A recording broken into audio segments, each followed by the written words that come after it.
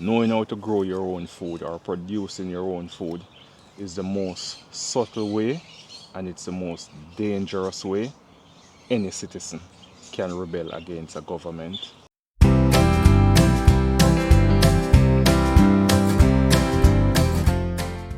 This is my in-ground and raised bed garden area. What I'll be doing today is just transplanting a few seedlings in these beds just to get them more occupied, because I have a lot of space and I don't want to be wasting space within the garden. So in this bed here we have some bok choy. I'm going to be removing a few of them, but what I'm going to do is I'm going to be taking out the larger one this time instead of the smaller ones. And the reason why I'm doing it this way, when I uproot the larger ones, they stand a better chance to bounce back. When I leave the smaller ones, I won't be disturbing them, so they will also stand a great chance of coming or getting stronger. So I'll be just moving around from bed to bed and planting out most of the things that I have to plant out at this time. It's a much milder fall we're having this year.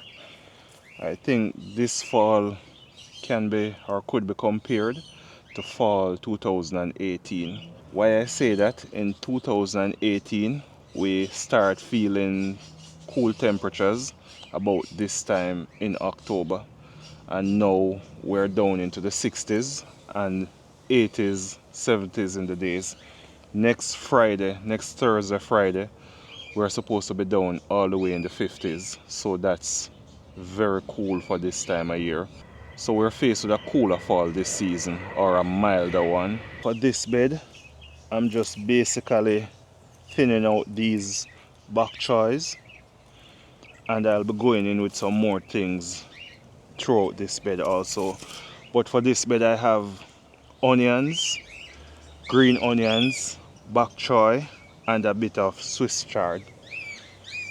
So I still keep the beds mixed like what I used to do before with the in-ground garden.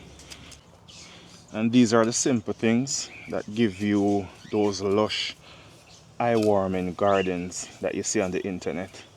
So for most part, when some grow zone have winter, that's when they rest their garden. In Florida, this is the time when we plant our classic garden vegetables, or brassicas, carrots, and all those things. But this is how it all starts. You have to come in and you have to organize your beds.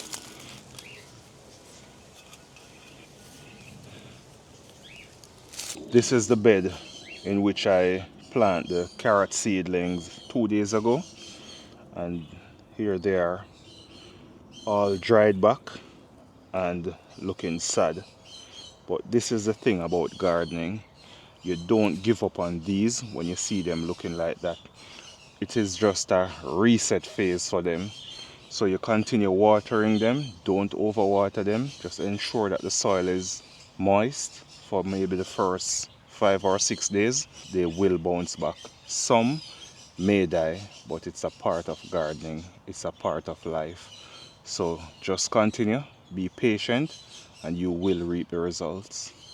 So this bed right here, it has no straws or ground covering. Well, we have plants in here that is providing shade or cover for the ground. Other than that, this is like a rebound bed for me. I just drop any and every seed that I have in this bed, and whenever they become seedling, I can transplant them into other beds if I'm having failure in those beds. So I'm just trying to get a few more pak choy from out this bed. It's a beautiful day, guys, for transplanting, which I know better than that. I shouldn't be saying that, because my grandfather used to say the farmer that is planting prays for rain, the farmer that is harvesting prays for sun. So when you're planting, you need the rain, you need that water. When you're harvesting, you need that sunlight, you need things to dry out a bit. So it just depends on what you're doing in the garden or on the farm to classify it as a beautiful day. But a beautiful day is a day with life, so let's not argue about it. Alright, let me see if I can find some more, and then we can move on from this bed. Alright, we have one more over here. I'm pulling out the larger ones. As I go along, I just upweed these straws that are sprouting, and everything should be good. The thing is, now that the straws are fresh, they're about a month old in the garden, you will get some sprout. But this straw will work best for me during the spring months or during the springtime. So I'm not too worried, I'm not complaining. I'm just working with the hand that I've been dealt.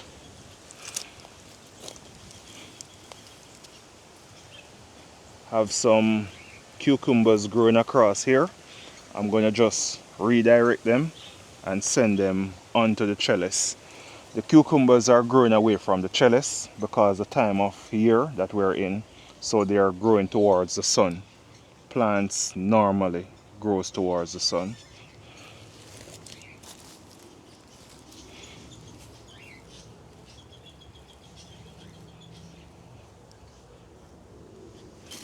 Got a big cabbage right here. Let me just find somewhere and stick it.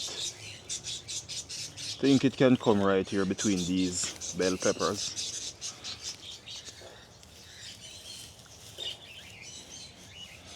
It should be good here. I'm going to drop a few onions also in these beds, because the thing with onions, you don't have to get a dedicated spot for your onions. Your leafy greens, they will grow, you will harvest them, and the onions will be there. The onions don't have big leaves, so they won't be competing with your leafy greens, so you can stock your onions in between. However, you want to plant your onions also where they can get enough sunlight, so just be mindful of that one. Other than that, you can stock your onions around the garden. Most people will put the onions in, and if they don't get any insect bites on their leaves, they will tell you that it was the onion which prevented insect from coming into the garden, but I'm not sure of that. But the wise can play the game of the fool, but the fool will never be able to play the game of the wise.